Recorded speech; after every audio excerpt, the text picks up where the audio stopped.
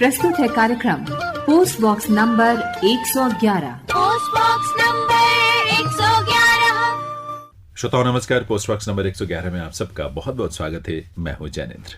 Post box number 111 वही कार्यक्रम आप तो जानते ही हैं जो माननीय प्रधानमंत्री महोदय के मन की बात के विभिन्न बिंदुओं का विस्तार है। और इस बहाने हमें कितना कुछ नया जानने को मिलता है, अनुभव करने को मिलता है, अपने देश के बारे में भी, अपने देश के अतीत के बारे में भी। हम अपनी आज़ादी का अमृत महोत्सव मना रहे हैं। 75वां वर्ष है ये हमारी आज़ादी का। और प्रधानमंत्री महोदय ने अन्यत्र कई प्लेटफॉर्म्स पर और मन की बात में भी इस बात का उल्लेख बार बार किया कि हम अपने अतीत को, अतीत की धरोहर को जानें, महापुरुषों के बारे में, उन महान महिलाओं के बारे में, देशवासियों के बारे में जिन्होंने इस देश के लिए बहुत कुछ दिया है। आज हम जो हैं शायद उसकी जमीन उन्होंने तैयार की थी। ऐसी ही दो विभूतियां जिनका जिक्र प्रधानमंत्री महोदय ने किया, महात्मा फुले और बाबा साहब आम्बेडकर। बाबा साहब आम्बेडकर के बारे में पिछले पोस्ट बॉक्स नंबर 111 में हमने चर्चा की थी, वो आप तक पहुंची ही थी। लेकिन इस बार हम बातचीत करेंगे महात्मा फुले के बारे में और साथ में सावित्रीबाई फुले, उनकी जीवन संगनी। इन दोनों ने 19वीं सदी में जिस तरह के सामाजिक सरोकारों को लेकर संघर्ष भी किया, हमें चिंतन भी दिया, रास्ता भी दिखाया, वो बहुत ही अभूतपूर्व था। और इसीलिए आज इस कार्यक्रम में हम बातचीत करने जा रहे हैं डॉक्टर हरीश वानखेड़े से, जो कि असिस्टेंट प्रोफेसर हैं centre for political studies, Jawaharlal Nehru विश्वविद्यालय दिल्ली में। डॉक्टर साहब बहुत बहुत स्वागत है आपका। धन्यवाद जैनेन्द्र जी, धन्यवाद बहुत। हम बहुत बार बहुत जगह नाम पढ़ते हैं, ज्योतिबा फुले, सावित्रीबाई फुले, सुनते भी हैं। कुछ मोटी मोटी चीज़ें हमें पता होती है, लेकिन मुझे ये उत्कंठा भी हुई और मुझे लगा कि हमें विस्तार से समझने की ज़रूरत है कि वो परिवेश क्या था जब वो दोनों पैदा हुए 19वीं सदी में। किस तरह के सामाजिक परिवेश से निकलकर उन्होंने इतने बड़े चिंतन हमें दिया भविष्य के लिए, जिसके आधार पर कहते हैं कि राष्ट्रपिता महात्मा गांधी स्वयं या बाबा साहब आम्बेडकर उनके चिंतन से प्रभावित हुए और उन्होंने देश के लिए कितना कुछ किया है। हम आपसे चर्चा शुरू करें उससे पहले आइए वो अंश हम श्रोताओं को सुनवा दें मन की बात का, जिसमें प्रधानमंत्री महोदय ने बड़े श्रद्धा भाव से इनका उल्लेख किया है। जरूर जरूर, आइए सुनते हैं। साथियों, अप्रैल के महीने में हम दो महान विभूतियों की जयंती भी मनाएंगे। इन दोनों ने ही भारतीय समाज पर अपना गहरा प्रभाव छोड़ा है। ये महान विभूतियां हैं महात्मा फुले और बाबा साहब आम्बेडकर। इन दोनों ही महापुरुषों ने भेदभाव और असमानता के खिलाफ बड़ी लड़ाई लड़ी। महात्मा फुले ने उस दौर में बेटियों के लिए स्कूल खोले, कन्या शिशु हत्या के खिलाफ आवाज उठाई। उन्होंने जल संकट से मुक्ति दिलाने के लिए भी बड़े अभियान चलाए। साथियों, महात्मा फुले की इस चर्चा में सावित्रीबाई फुले जी का भी उल्लेख उतना ही जरूरी है। सावित्रीबाई फुले ने कई सामाजिक संस्थाओं के निर्माण में बड़ी भूमिका निभाई। एक शिक्षिका और एक समाज सुधारक के रूप में उन्होंने समाज को जागरूक भी किया और उसका हौसला भी बढ़ाया। दोनों ने साथ मिलकर सत्य शोधक समाज की स्थापना की, जन जन के सशक्तिकरण के प्रयास किए। हमें बाबा साहब आम्बेडकर के कार्यों में भी महात्मा फुले के प्रभाव साफ दिखाई देते हैं। वो कहते भी थे कि किसी भी समाज के विकास का आकलन उस समाज में महिलाओं की स्थिति को देखकर किया जा सकता है। महात्मा फुले, सावित्रीबाई फुले, बाबा साहब आम्बेडकर के जीवन से प्रेरणा लेते हुए मैं सभी माता पिता और अभिभावकों से अनुरोध करता हूं कि वे बेटियों को जरूर पढ़ाएं। तो श्रोताओं, आपने भी सुना और डॉक्टर साहब प्रधानमंत्री जी ने जिस तरह से महात्मा फुले और सावित्रीबाई फुले के बारे में बात की है, आज बस आपसे हमें बहुत कुछ जानना है इन बिंदुओं पर। जी जी जरूर। लेकिन जैसे महाराष्ट्र में हम लोग जब भी महात्मा फुले की बात करते हैं तो उनको एक आधुनिक भारत का निर्माता की तरह देखते हैं। अच्छा। और साथ ही साथ उसको हम लोग इस तरह से भी मानते हैं कि वो एक महान विचारक थे, समाज सुधारक थे, लेखक थे, दार्शनिक थे, संपादक थे, महान क्रांतिकारी थे। इन सारी विशेषणों के साथ उनको नवाजा जाता है। उनके बारे में जब बात शुरू होती है तो इसी आधार पर हम लोग शुरुआत करते हैं कि एक महान क्रांतिकारी, लेखक और समाज सुधारक महाराष्ट्र में हुए हैं बाबा साहब के पहले, और बाकी और कई महान लोगों के पहले। तो उसमें सबसे बड़ा पौधा हम लोग महात्मा फुले को जरूर उसी नाम से जानते हैं। अच्छा, महात्मा फुले को हम आमतौर पर तो एक समाज में हम समाज सुधारक के रूप में ही जानते रहे। अब आपने उनके साथ इतनी सारी चीजें बताई हैं, अब उन सब के बारे में हमें आपसे जानना है। लेकिन ये मैंने सुना है कि चूंकि 11 अप्रैल को 1827 में उनका जन्म हुआ था और एक ऐसे परिवार में हुआ था जिसे हम दलित या वंचित परिवार कहते हैं। मेरा ख्याल है माली परिवार में कुनबी जिसको हम लोग कहते हैं, उस जाति व्यवस्था में कुनबी परिवार में, माली परिवार में उनका जन्म हुआ। माली उनका व्यवसाय नहीं था, उनका सरनेम जो ओरिजिनल सरनेम उनको घोरे कहते थे। अच्छा। और पुणे में आकर जब उन्होंने नया व्यवसाय लिया, खास करके फूलों का जो व्यवसाय हुआ, और उसमें जो सब सफल हुए, उस सफलता को देखकर उनका सरनेम माली पड़ा। तो फुले ये सरनेम है वो सिर्फ फूलों के कारोबार से आया हुआ सरनेम है।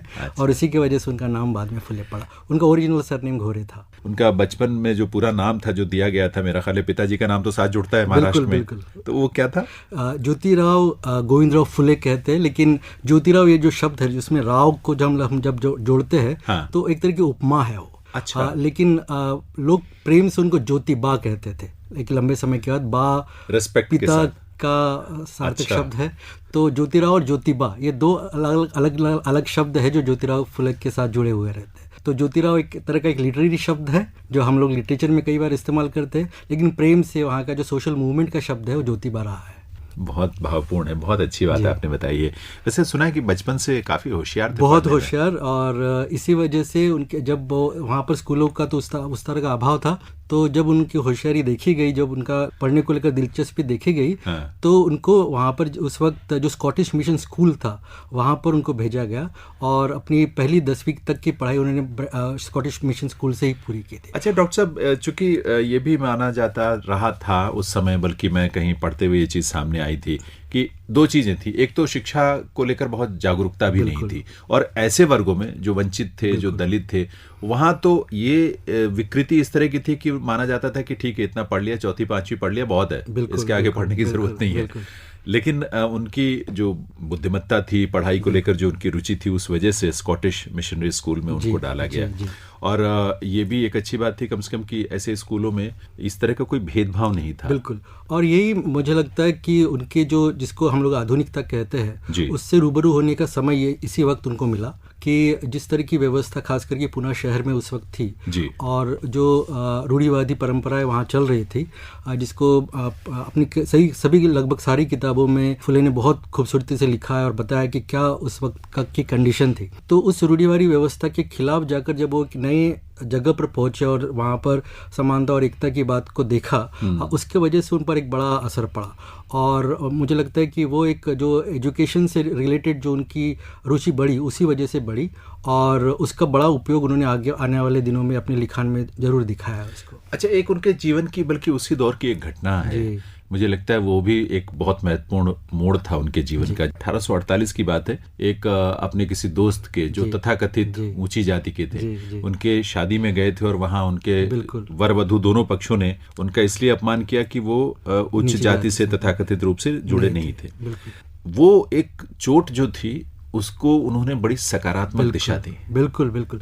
ये आप उसकी कल्पना महात्मा गांधी जी के उस घटना से भी कर सकते हैं जब उनको ट्रेन से धक्का देकर बाहर निकाल दिया गया। जी, सच कह रहे हैं कि गांधी जी ने जो वर्णभेद का दंश लिया था, उसी तरह का दंश शायद फुले को भी मिला होगा, लेकिन उसको अपनी धरती पर मिला। महात्मा गांधी को साउथ अफ्रीका में हुआ था उनके साथ। तो ये जो दंश था कि सामाजिक कुरीति की वजह से उनको समानता का भाव नहीं मिल पाता है और उनको एक्सेप्ट नहीं किया जाता है बाकी जगहों पर, तो उसको उनका दंश इतना तगड़ा था कि उसके बाद उन्होंने तय कर लिया कि इसके बाद की सारी ज़िंदगी उस दंश को निकालने में और उसकी उन कुरीतियों के खिलाफ लड़ने में निकालेंगे।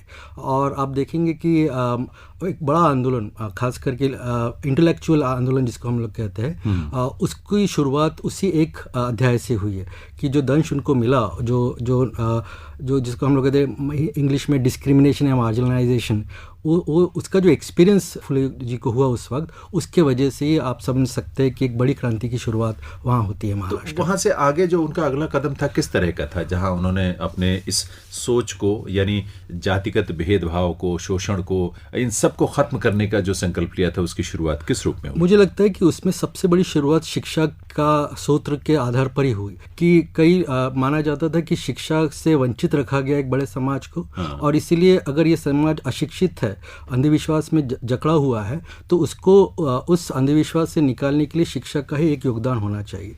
और इसलिए आप देखेंगे कि उसके बाद का जो बड़ी लड़ाई महात्मा फुले ने महाराष्ट्र में लड़ी, उसमें शिक्षा का क्या रोल होना चाहिए उत्थान के लिए, उस पर उनका सबसे बड़ा काम है। और उसमें उनका मानना था कि खास करके स्त्रियां या दलित जो वर्ग है, वो उसको शिक्षा से दूर रखा गया है और यही उनकी गुलामी का एकमेव कारण है। और इसलिए शिक्षा उनको सबसे पहले मिलनी चाहिए। और आप देखेंगे कि जो पहली स्कूलें शुरू की महात्मा फुले ने, वो खास करके महिलाओं के लिए थी, क्योंकि वो मानते थे कि महिलाओं की भी स्थिति लगभग एक जैसी है, दोनों को वंचित किया गया है शिक्षा और बाकी समानता के आधार पर। और इसीलिए शायद अभी ज़रूरत है कि शिक्षा ही एकमेव ऐसा सूत्र हो जिसको लेने के बाद आप अपनी परेशानी को समझ सकते हैं और उसके खिलाफ लड़ने के लिए ताकत ले सकते हैं। डॉक्टर साहब, ये बड़ी महत्वपूर्ण बात है। और चूंकि बाबा साहब अम्बेडकर को भी जब बाद में मैंने देखा कि उन्होंने शिक्षा पर कितना जोर दिया, महिलाओं की शिक्षा पर कितना जोर दिया। मुझे याद है कि जब चंपारण में बापू पहुंचे थे महात्मा गांधी, और वहां जब नील की खेती से जुड़े किसानों की समस्याओं को जानने के लिए गए थे, उनका आंदोलन का कोई प्लान नहीं था पहले से, लेकिन वो गए और वहां जो स्थितियां देखी तो उनको लगा कि शिक्षा और स्वच्छता, बिल्कुल, ये दो चीजें बहुत जरूरी हैं। और उसके बाद कस्तूरबा को बुलाया और पूरी टीम को बुलाकर धीरे धीरे उन्होंने कस्तूरबा तो वहां पे स्कूलों में बच्चों को पढ़ाने का महिलाओं के साथ काम करने लगी थी। तो ये एक बड़ी कमाल की बात है और इन चीजों का महत्व दर्शाती है। मुझे लगता है आज भी हमें इस बात के महत्व को समझना बहुत आवश्यक है। बातचीत को हम आगे बढ़ाएंगे डॉक्टर साहब, बहुत महत्वपूर्ण बातें हैं ये हमारे देश और समाज के लिए। श्रोताओं, कार्यक्रम आप सुन रहे हैं पोस्ट बॉक्स नंबर 111 और आज इस कार्यक्रम में ज्योतिबा फुले और उनकी जीवन संगिनी सावित्रीबाई फुले। दरअसल दोनों का नाम एक साथ लेने से ही मुझे लगता है कि संपूर्णता आती है, क्योंकि इन दोनों ने जो योगदान दिया इस देश में सामाजिक कुरीतियों को दूर करने के लिए, भेदभाव को खत्म करने के लिए, शोषण को समाप्त करने के लिए, उसमें दोनों एक साथ कंधे से कंधा मिलाकर आगे बढ़ते रहे। आज इन्हीं बिंदुओं को लेकर हम बातचीत कर रहे हैं डॉक्टर हरीश वानखेड़े से, जो कि असिस्टेंट प्रोफेसर है centre for political studies, Jawaharlal Nehru विश्वविद्यालय दिल्ली में। डॉक्टर साहब, ज्योतिबा फुले या सावित्रीबाई फुले की सोच से आप अंदर तक कितने अपने आप को जुड़ा हुआ या प्रभावित महसूस करते हैं? कहीं कुछ ऐसा जीवन में आप कहीं कोई प्रकाश आपको इस वजह से? बिल्कुल, मुझे लगता है कि वो एक असाधारण दोनों का व्यक्तित्व है। हाँ। और जिस तरह से और जिस समय पर ये दोनों लोग लड़ रहे थे और आंदोलन चला रहे थे, वो अपने आप में एक अनुकरणीय चीज़ है कि अगर उनको देखकर, जैसे आपने कहा कि कस्तूरबा और गांधी जी का जीवन जिस तरह से है या बाबा साहब और रमाबाई का जीवन जिस तरह से है, उसी तरह के जीवन की कल्पना आप उनके साथ भी कर सकते हैं। और स्त्री मुक्ति का सवाल एक बड़ा इम्पॉर्टेंट सवाल था महात्मा फुले के लिए। हाँ। और सबसे बड़ी बात ये थी कि उन्होंने उसकी शुरुआत, स्त्री मुक्ति की शुरुआत अपने घर से की थी। सबसे पहले अपनी पत्नी को पढ़ाया, अपनी बुआ को पढ़ाया, अपनी पत्नी को सावित्रीबाई फुले को ये कहकर पढ़ाया कि आपको इस आंदोलन को और आगे बढ़ाना है। अच्छा, देखिए, जब ज्योतिबा फुले की उम्र मात्र 11 साल थी जब शादी हुई थी, अपना सावित्रीबाई जो है वो 9 साल की थी। कि क्या उम्र होती है 11 साल और 9 साल की उम्र क्या होती है? परंपराओं की बात। हाँ, लेकिन ये एक परिस्थितियां ऐसी थी, लेकिन उसमें उनको महसूस हुआ कि हमें जो भी हैं, लेकिन इनको बदलने की जरूरत है, ताकि कंधे से कंधा मिलाकर सावित्रीबाई भी उनके साथ खड़े होकर काम कर सकें और उनको एक हाथ मिलता है, सपोर्ट मिलता है। बिल्कुल। तो उनको उन्होंने पढ़ाया और उनको तैयार किया और बाद में मुझे लगता है कि बहुत कुछ ऐसा है जो सावित्रीबाई फुले के माध्यम से चीजें बदली। और सबसे बड़ी बात है कि खुद परिवार का विरोध सहा। हाँ। पिताजी ने उनको कहा कि अगर आपको बच्ची को पढ़ाना है अपने और बाकी पत्नी को पढ़ाना है, हाँ, तो आपको इस घर को निकलना पड़ेगा। अच्छा। और घर से निकाल दिया गया उनको। और फिर जो पुरोगामी और ब्राह्मण दोस्त थे, उनके समर्थन में उन्होंने एक नई स्कूल शुरू की और जिसमें सावित्रीबाई पढ़ाने जाती थी। और आपको पत्नी को पढ़ना उन्होंने सिखाया जी। और उसके बाद तुरंत पहला काम यही किया था यही मेरा किया ख्याल है, है, बिल्कुल स्कूल खोला स्कूल लड़कियों के खोला लिए। और लड़कियों के स्कूल में भी खास जो जातियाँ थी, जिसको हम आज दलित कहते हैं, उन बच्चों के लिए स्कूल खोला। और ये अपने आप में क्रांतिकारी बिगुल था, क्योंकि उस वक्त की सामाजिक कुरीतियाँ जिस तरह से थी, उस स्त्रियों को पढ़ने का अधिकार इन जनरल नहीं सही समझा जाता था। और इसीलिए सावित्रीबाई जब स्कूल जाती थी तो आप देखेंगे कि वहाँ पर जो खास करके पुणे की कुछ सड़कें हैं जहाँ आज भी वहाँ पर लिखा गया है, तो उन पर पत्थर फेंके गए, कीचड़ फेंका गया, उन पर गोबर फेंका गया। तो इन सारे दबाव के बावजूद वो महिला बच्चों को पढ़ाने जाती थी और उनको शिक्षित करती थी। और उसके वजह से जो सामाजिक क्रांति महाराष्ट्र में या देश भर में आई, वो अपने आप में अतुलनीय है। देखिए, महाराष्ट्र में तो ऐसे संत सामाजिक बदलाव के जो स्रोत बने जी, ऐसे बहुत एक लंबी फहरिस्त है, सूची है ऐसी। और उस सोच की रोशनी जो है वो उससे पूरे देश को आलोक मिला, प्रकाश मिला, हम लोग प्रेरित हुए। मुझे लगता है कि ये जिस स्कूल का आप जिक्र कर रहे हैं, देश में लड़कियों के लिए पहला स्वदेशी स्कूल था। बिल्कुल बिल्कुल, है ना जी। अच्छा, एक चीज जानना चाहता हूँ डॉक्टर साहब आपसे कि ज्योतिबा फुले अब 11 साल की उम्र में इस तरह की सोच उनके अंदर जब हमें दिखाई देती है, और उसके बाद भी जो जिस तरह का चिंतन उन्होंने दिया देश और समाज को, उनके ऊपर किसका और किस रूप में प्रभाव आपको लगता है कि पड़ा होगा, किन किन चीज़ों का? खास करके आधुनिकता का एक बड़ा प्रभाव है। यानी आप जो भी जीवनी फुले की पढ़ते हैं उसमें आपको पता चलता है कि एक किताब थी थॉमस पेन की, द राइट्स ऑफ मैन। उसका प्रभाव माना जाता है कि बड़ा पड़ा उन पर। और वो बेसिकली वो किताब समानता के भाव को दर्शाती है कि मानव और मानव के बीच में समानताएं होनी चाहिए, अनियमितताएं नहीं होनी चाहिए। और जो मानव के बीच में जो कुरीतियां है उसको नष्ट करने के बाद ही, जिसको हम लोग इंग्लिश में लिबर्टी या इक्वलिटी कहते हैं, उसका भाव आ सकता है। अच्छा, उसमें महिलाओं और लड़कियों की शिक्षा को लेकर भी उन्होंने बहुत, थॉमस ने जोर दिया था। बिल्कुल दिया था, क्योंकि उनका मानना था कि जेंडर इनइक्वालिटी एक अपने आप में कुरीति है। अच्छा। और उसको दूर किए बिना कोई भी समाज सही नहीं बन सकता। तो उसका एक बड़ा असर फुले जी के राइटिंग पे और उनके कार्यों में हमेशा रहा। जी। लेकिन एक बात तो है कि वो स्कूल, उसमें ज़्यादातर वो बच्चे जो कि दलित या वंचित वर्गों से आते थे, लेकिन ज्योतिबा ने और सावित्रीबाई ने ये अपनी तरफ से कोई प्रतिबंध नहीं लगाया था कि कौन से बच्चे आएंगे। उन्होंने सबके लिए उस स्कूल को खोला था। बिल्कुल बिल्कुल। और मुझे लगता है कि चाहे वो किसी भी समुदाय का हो, जाति का हो, उसकी आर्थिक स्थिति कैसी भी हो, उनको ये लगता था कि सभी इसमें आकर पढ़े। और खास करके शिक्षा को लेकर जो समझदारी बनाई थी कि शिक्षा सभी लोगों के लिए होनी चाहिए, ये जो समझदारी थी, पहली बार अगर किसी ने उसको पूरी तरह से अख्तियार किया या उसको हम लोग जैसे एग्जीक्यूट किया, वो सिर्फ थ्योरी पर नहीं रहा, लेकिन एग्जीक्यूशन की बात जो कहते थे कि, लेकिन और बाकी समाज सुधारक भी थे जो मानते थे इस बात को, लेकिन उसके लिए एग्जीक्यूट करना, उसके लिए स्कूल खोलना, उसको पढ़ाना और उस पर काम करना, ये जो काम था वो ज्योतिबा ने सबसे पहले। ये मूल कारण उनको लगता था कि हमारी जो कुरीतियां हैं समाज में, उनका ये मूल कारण है। बिल्कुल। लेकिन डॉक्टर साहब, एक चीज और है कि जैसे आप बता रहे थे कि जब वो स्कूल जाती थी सावित्रीबाई, या इस तरह के किस तरह के लोग, कुछ ऐसे तत्व होते हैं जो बहुत समस्याएं पैदा करते हैं, बहुत नकारात्मकता होती है, और उनका स्कूल भी मेरा ख्याल है कुछ दिनों बाद बंद करना पड़ा उनको, क्योंकि वो जो आसपास के लोग रहते होंगे, उन्होंने दबाव डालकर उसको बंद करवा दिया। बिल्कुल, क्योंकि जिसको फुले पुरोहितवादी या ब्राह्मणवादी व्यवस्था कहते थे, और खास करके पूना में जिसको हम लोग पेशवाई कहते थे उस वक्त की, जो अब बहुत ही, यानी जिसको हम लोग कह सकते कि मानव कल्याण के हिसाब से कुछ भी उसमें सही नहीं था। और फुले ने जब गुलामगिरी लिखी या शेतकऱ्याचा असूड लिखा, तो उसमें पूना की व्यवस्था को लेकर एक धारदार टिप्पणी उनके इस लिखान में दिखाई देती है। और इसीलिए समझा जाता था कि उस रूढ़िवादी परंपरा के खिलाफ, उस कट्टरवादी परंपरा के खिलाफ ये दोनों लोगों ने कमर कसी थी, महात्मा फुले ने और उनकी पत्नी सावित्रीबाई फुले ने। और उसके लिए उनको बहुत कुछ झेलना भी पड़ा। जैसे मैंने कहा कि घर से निकाला गया, रास्ते पर उनको चलना मुश्किल कर दिया गया, उनकी पहले स्कूल बंद करनी पड़ी। लेकिन उसके साथ साथ पूना में ही एक बड़ा प्रोग्रेसिव ब्राह्मण समाज भी था जो उनकी अक्सर मदद करता था, और उसकी मदद की वजह से उनकी बाकी 3 स्कूल उसके बाद शुरू हुई, और उसमें कम से कम 250 बच्चियां पढ़ती थी। उसमें बल्कि एक स्कूल तो इनके जो मित्र थे उस्मान शेख, उनके घर में ही इन्होंने शुरू किया, और उसके बाद जिनका आप जिक्र कर रहे हैं 3 स्कूल स्थापित किए। लेकिन बाद में शायद जब ये 1857 का समय जब और पूरे देश में क्रांति की ज्वाला धधक रही थी, तो उन दिनों में शायद ये स्कूल बंद करने पड़े थे इन वजहों से। अच्छा, जो एक समस्या और थी, और जिसको खुद अपने जीवन में अनुभव भी किया, भुगता ज्योतिबा फुले और सावित्रीबाई फुले ने, बाल विवाह को लेकर। बिल्कुल। और अगर आप देखेंगे कि महिलाओं की समस्या केवल शिक्षा की समस्या तक सीमित नहीं रखी महात्मा फुले ने।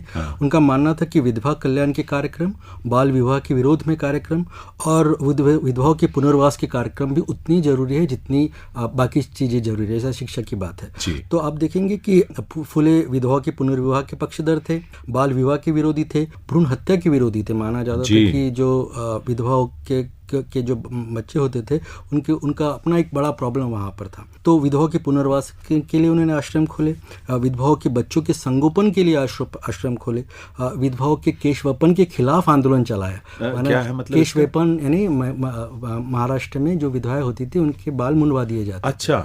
तो उसके खिलाफ थे फुले। उनको एक सम्मानित और सामान्य जिंदगी जीने का हक मिले, विधवा है बस। तो ये बात मुझे लगता है आज खैर ये चीजें हमें दिखाई भी देती हैं, लेकिन 19वीं सदी तो बहुत पुरानी और बहुत रूढ़िवादी समाज था, लेकिन उन्होंने बाल हत्या प्रतिबंधक गृह भी स्थापित किया इसीलिए। और मैं डॉक्टर साहब उनकी सोच को मैं देखता हूँ कि कितनी आधुनिक सोच थी उस जमाने में, कि विधवा महिला अगर गर्भवती हो जाती है उसको चूंकि या तो भ्रूण हत्या करके उसको गर्भ को गिरा देती थी, ये मजबूरी होती थी उस समय।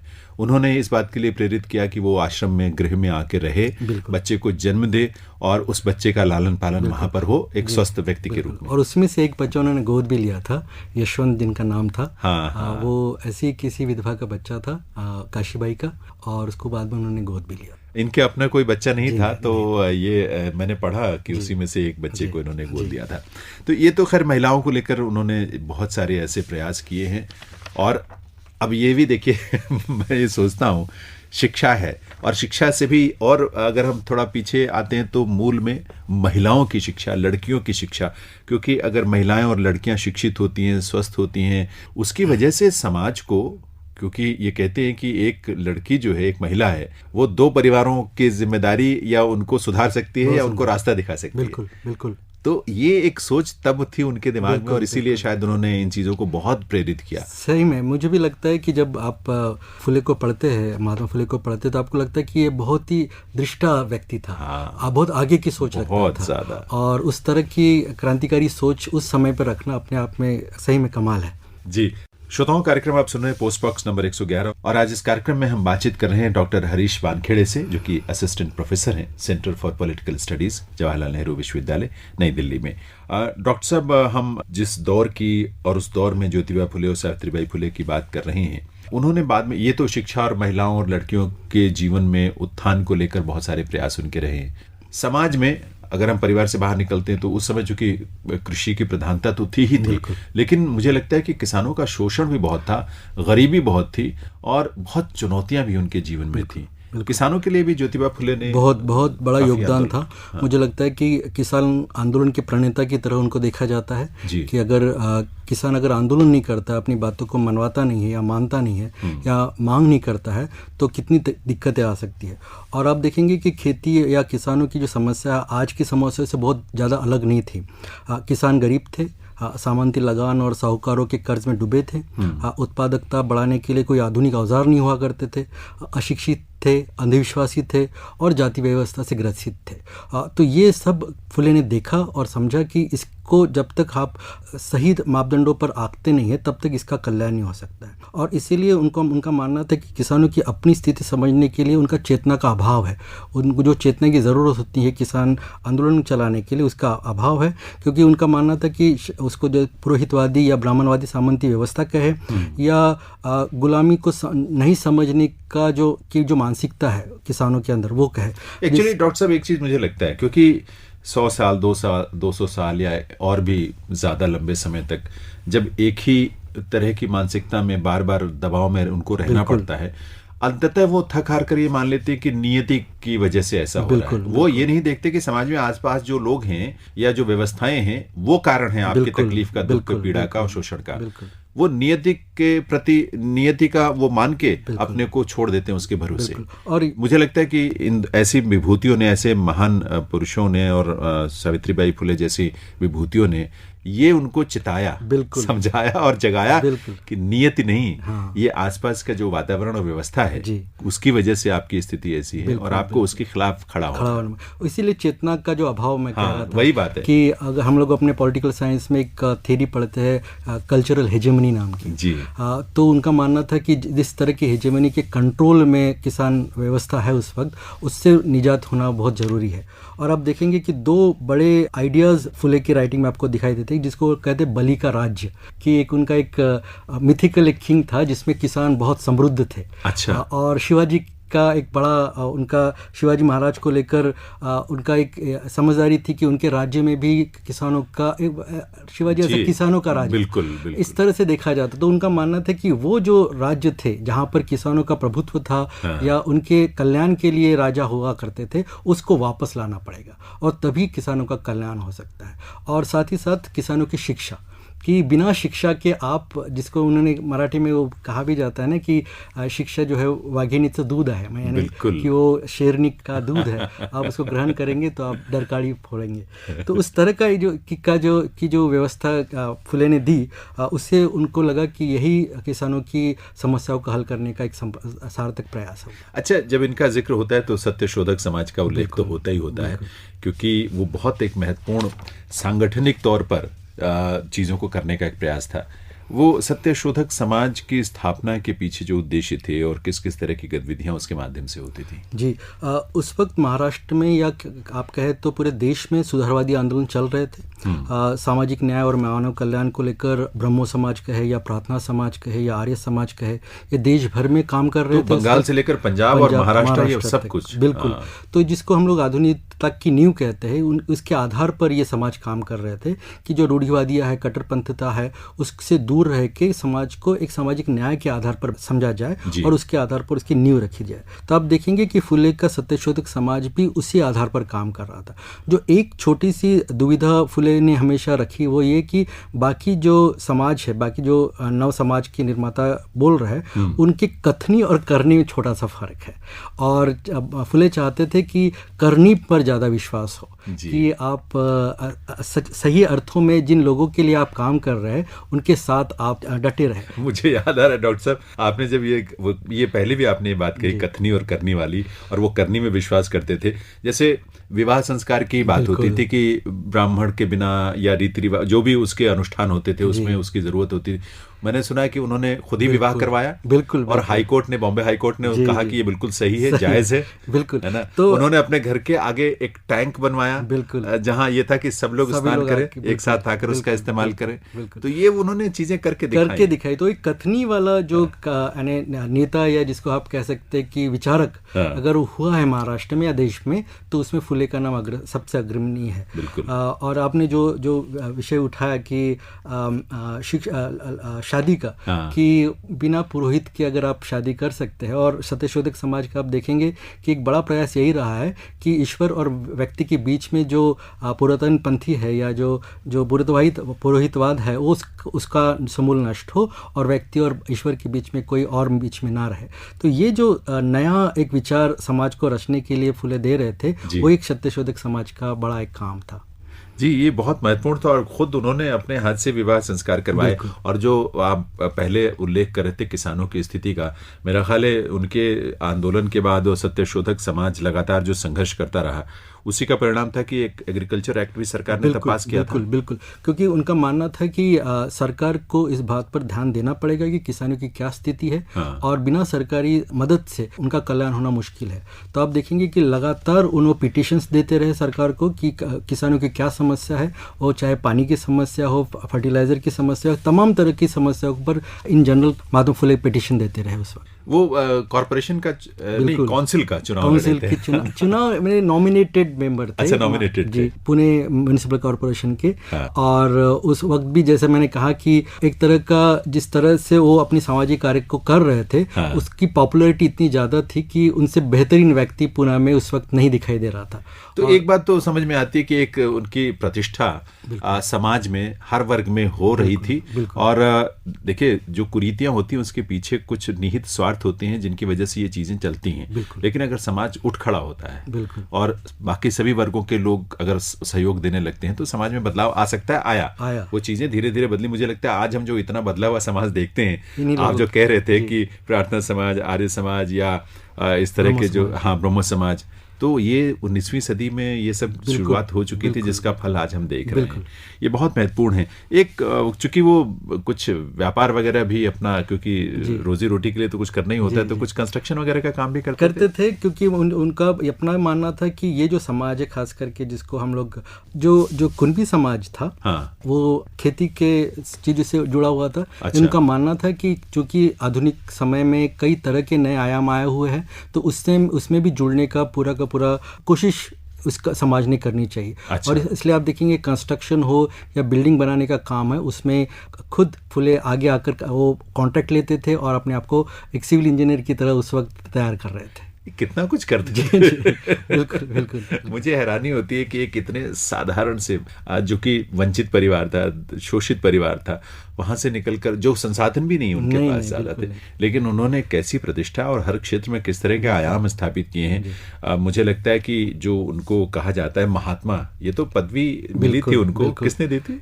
ये सत्यशोधक समाज और जो वहाँ के पुरोगामी और प्रोग्रेसिव लोग बम्बई के थे, उन्होंने तय किया कि फुले के काम को देखते हुए उनका सम्मान करना चाहिए। और अब उस डिटेल को भी पढ़ेंगे तो आपको पता चलेगा कि उस वक्त राव साहब या बहुत सारी और पदवियां दी जाती थी।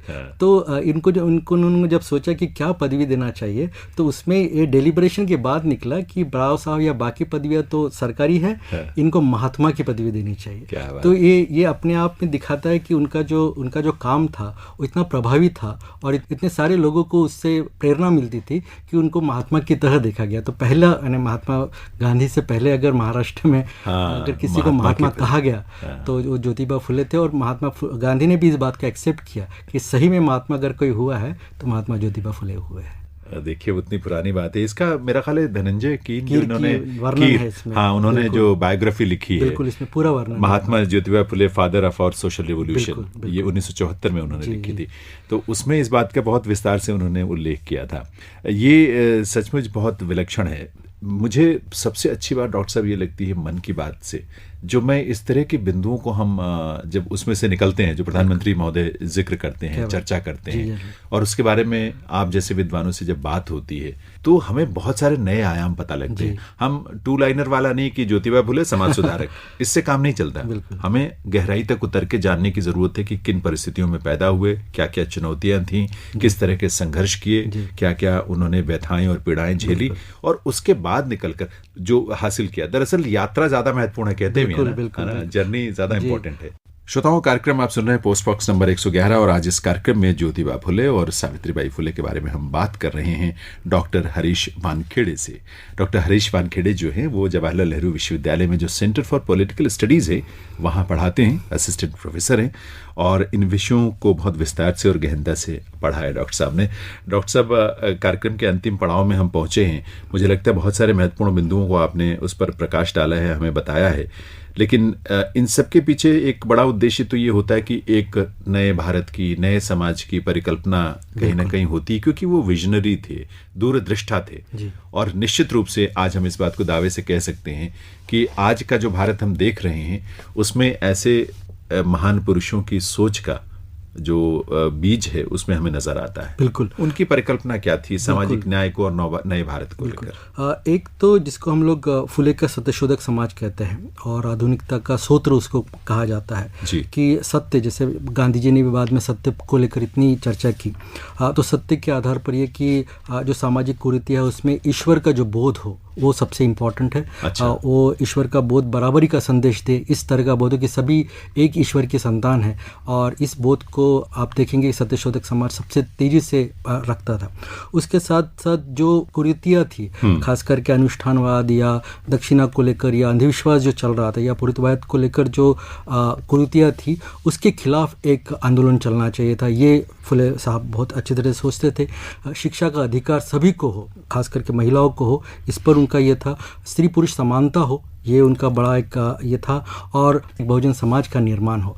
ये एक समाज सुधारने का एक बड़ा काम था कि जो बटे हुए लोग हैं वो एक समाज में जुड़े और उसके वजह से एक बड़ा समुदाय विकसित हो, उसको लेकर उनका एक बड़ा काम था। तो आप देखेंगे कि भारत को, आधुनिक भारत के निर्माता के नाम पर उनको सामाजिक न्याय का योद्धा कहा जाता है, या दलित अस्पृश्यता के सवाल पर एक क्रांतिकारी बिगुल बजाने वाला व्यक्ति कहा जाता है जी। या मानवतावादी समाज की कल्पना करने वाला व्यक्ति कहा जाता है। तो ये हम लोग आधुनिक समझते हैं, और वो आदमी उस वक्त काम कर रहा था जब इन विषयों पर या इन बातों पर कोई ज़्यादा सोर्स अवेलेबल नहीं था, और उस वक्त ये व्यक्ति इन सारी चीज़ों पर जोर दे रहा था और उसका बिगुल बजा रहा था। मुझे तो हैरानी होती है डॉक्टर साहब कि इन सब चीज़ों को करते करते साथ में ज्योतिबा फुले ने या सावित्रीबाई फुले ने कितनी सारी किताबें रच डाली। उसमें नाटक भी थे, उसमें और किताबें थी। गुलामगिरी की आपने चर्चा की, मराठी में वो एक किताब शेतकऱ्याचा सूड। हाँ, इसका क्या मतलब होता है? शेतकऱ्याचा कल्टिवेटर्स विप अच्छा चलाते हैं, कोड जिसको बोलते हैं वो है। तो और इसी तरह से सावित्रीबाई ने भी बहुत सारी कविताएं उन्होंने बल्कि अंग्रेजी में भी लिखी। मुझे अच्छा लगा जानकर। तो क्या उनके साहित्य का संसार किस तरह का था? आप देखेंगे कि कई तरह, जैसा आपने खुद जिक्र किया कि कई तरह की चीज़ें फुले लिख रहे थे और सावित्रीबाई फुले लिख रही थी। उसमें जो बड़ा सवाल हमेशा किसानों का सवाल हमेशा से बड़ा रहा, और जो जाति व्यवस्था थी उसके खिलाफ लड़ने का एक बड़ा सवाल रहा। और खास करके एक जो बड़ा कंट्रीब्यूशन लिटरेचर में हम लोग मानते हैं कि पोवाड़ा नाम की एक व्यवस्था थी महाराष्ट्र में, जो खास करके लोकल कल्चर या लोक कला थी। अच्छा। उसके आधार पर उन्होंने कविता लिखनी शुरू की। अच्छा। जिसको अखंड कहा करते थे, अभंग से अखंड हुआ। और उसमें शिवाजी महाराज का जो पोवाड़ा है वो बहुत लोकप्रिय था, क्योंकि शिवाजी महाराज को इन जनरल लोगों का राजा कहा जाता था, लेकिन उनके बारे में जो चर्चा होती थी उनकी उस लोक भाषा में मराठी में होनी चाहिए। उसके लेकर जो पोवाड़ा फुले ने रचा वो बहुत प्रभावित। तो उसे तो लोगों के बीच में प्रस्तुत किया जाता था, और ये परंपरा अब भी है, अभी भी।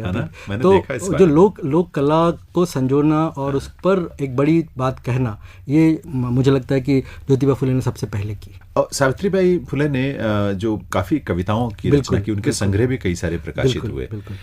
उसमें बल्कि उनके मृत्यु के बाद कुछ संग्रह प्रकाशित हुए थे। 1934 में काव्य फुले और 1982 में 52 काशी सुबोध रत्नाकर, इस तरह की रचनाएं जो हैं प्रकाशित हुई। और गो गेट एजुकेशन, ये अंग्रेजी की जो उनकी कविता है बहुत प्रसिद्ध हुई थी। जो ज्योतिबा फुले ने नाटकों की जो रचना की थी, उनके मंचन भी होते रहते थे। तो क्या जो पोवाड़ा आप कह रहे हैं, क्या वो लोक नाट्य विधा की ही चीजें थी? बिल्कुल। सारा जो जिसको हम लोग लोक नाट्य कहते हैं, उसी का एक सोर्स था, और उसको लोगों तक, सत्यशोधक समाज की कल्पना को पहुंचाने के लिए भी उसी का इस्तेमाल किया गया। ये गानों का, गान मंडली का और पोवाड़ों का, अच्छा। और कविताओं का जन जागृति के लिए जो इस्तेमाल था वो सबसे पहले मुझे लगता है कि ज्योतिबा फुले ने शुरुआत की महाराष्ट्र में। और उसी की वजह से उनका जो विस्तार हुआ, उनकी वाणी का या उनके लेखन का या उनके विचारों का जो विस्तार हुआ, उसमें ये जो लोक कला का जो माध्यम है वो सबसे प्रभावी था। अच्छा, इसमें उन्होंने एक किताब और लिखी थी, 1887 में प्रकाशित हुई थी, ये सत्यशोधक समाजोक्त मंगलाष्ट कसा सर्व पूजा विधि। मुझे लगता है कि जो जैसे शादी की उन्होंने विवाह खुद ही करवाया था, तो इस तरह के कुछ सरल चीजें उन्होंने, मुझे लगता है सरलीकरण किया चीजों का, जो रीतियां थी या जो अनुष्ठान थे, ताकि लोग आसानी से हर कोई उसको कर सके और कोई शोषण भी उसका ना करे। बिल्कुल। और जैसे जिसको अंत में जहाँ पर फुले पहुँचना चाहते थे, जिसका उनका नाम था सार्वजनिक सत्य धर्म। अच्छा। सत्यशोधक समाज के आगे की जो रचना थी, अच्छा। जो आखिरी किताब उनकी थी सार्वजनिक सत्य धर्म, उसमें भी इसी तरह का ये है कि अनुष्ठान या जो रिचुअल हम लोग अंग्रेजी में कहते हैं वो कम से कम हो, और खर्चे जो हो शिक्षा पे ज़्यादा हो, और जो भी पुरातन पंथ की विधियाँ है उसमें कमी आए, और लोगों के कल्याण की बातें सबसे ज़्यादा हो। तो आप देखेंगे कि सार्वजनिक सत्य धर्म खास करके इसी विषय पर सबसे ज़्यादा विचार करता था, और मानता था कि न्याय और सत्य, ये दो शब्द जो है वो समाज में के बिंदु होने चाहिए, जिस पे आधार पर समाज की रचना होनी चाहिए। अच्छा डॉक्टर साहब, मैं अब आप ये बात कर रहे थे और मेरे मन में बहुत सारी और बातें घूम भी रही थी सुनते सुनते साथ में, कि हम क्यों नहीं समझ पाते हैं इन चीज़ों को। बहुत सरल चीज़ें हैं, और आदिकाल से मध्य युग में, आधुनिक युग में, अब जैसे जिस युग की हम बात कर रहे हैं, ज्योतिबा फुले, सावित्रीबाई फुले, उसके पहले 16वीं सदी में जिस तरह से गुरु नानक देव जी या कबीर, इस तरह के महान संत हुए जिन्होंने यही बातें कही हैं, भेदभाव नहीं होना चाहिए, शोषण नहीं होना चाहिए, बराबरी का दर्जा सबको मिलना चाहिए, आडंबर नहीं होना चाहिए जीवन में। गुरु नानक साहब ने भी यही बात की, कबीर ने भी यही बात की, यही बात ज्योतिबा फुले और सावित्रीबाई फुले कर रहे हैं, सबने कही है। बिल्कुल, हम उनकी पूजा तो करते हैं पर उनकी बातों को नहीं मानते। ये बात समझ में नहीं आती। सही बात है। और मुझे लगता है इसी वजह से शायद जब बाबा साहब ने महात्मा फुले को पढ़ा और अपना उनको गुरु माना, तो उन्होंने फुले को बुद्ध और कबीर की श्रृंखला में रखा कि बुद्ध और कबीर के बाद कोई और बड़ा नाम हुआ है देश में, तो उसमें महात्मा फुले को जोड़ा गया। और बुद्ध को रखने की वजह भी क्योंकि अम्बेडकर साहब तो महात्मा बुद्ध के बहुत उनके मन में श्रद्धा थी उनके प्रति, जो बाद में उन्होंने बौद्ध धर्म अपनाया भी।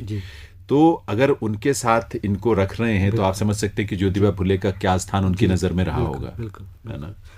तो ये कुछ बहुत महत्वपूर्ण बिंदु डॉक्टर साहब आपसे आज की चर्चा में निकल कर आए हैं, और मुझे लगता है कि हम बार बार जब बात करते हैं तो शायद बार बार सुनने में जो सुनेगा उसको लगेगा कि कहीं ना कहीं असर इन चीज़ों का होगा।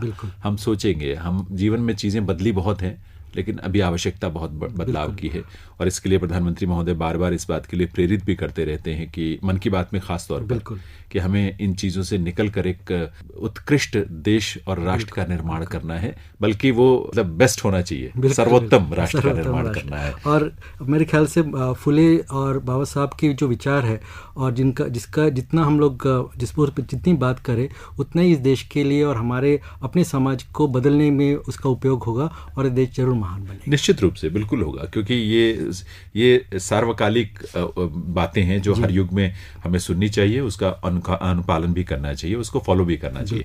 चलिए, बहुत बहुत आभार डॉक्टर साहब आपका इस बातचीत के लिए, और एक कार्यक्रम में इतने एक पूरे जीवन में इतने चिंतन जिन्होंने किया, इतना उनको समेटना तो संभव नहीं हो पाता, लेकिन फिर भी आपके माध्यम से बहुत सारी नई बातें और ज्योतिबा फुले और सावित्रीबाई फुले के जीवन के बहुत सारे आयाम हमारे सामने उजागर हुए हैं। तो आपका बहुत बहुत आभार इस बातचीत। आपका भी बहुत बहुत धन्यवाद जैनेंद्र जी, थैंक यू। श्रोताओं, बातचीत हम कर रहे थे डॉक्टर हरीश वानखेड़े से, सेंटर फॉर पॉलिटिकल स्टडीज़ जो है वो जवाहरलाल नेहरू विश्वविद्यालय में, वहाँ आप असिस्टेंट प्रोफेसर हैं। बातचीत का उद्देश्य एक ही है कि कुछ नई चीज़ें, कुछ नई जानकारियाँ और हमारे जीवन के लिए जो उपयोगी हों और हमारे जीवन के साथ साथ समाज और राष्ट्र के लिए उपयोगी हों, वो बातें हम मिलकर उन पर चर्चा करें, उनका चिंतन करें और उन्हें अपने जीवन में अपनाने की कोशिश करेंगे। एक कदम रखेंगे तो आगे अपने आप रास्ते बनते चले जाएंगे। इसी उम्मीद में और इसी अभिलाषा के साथ मैं जैनेंद्र आपसे विदा लेता हूँ। नमस्कार।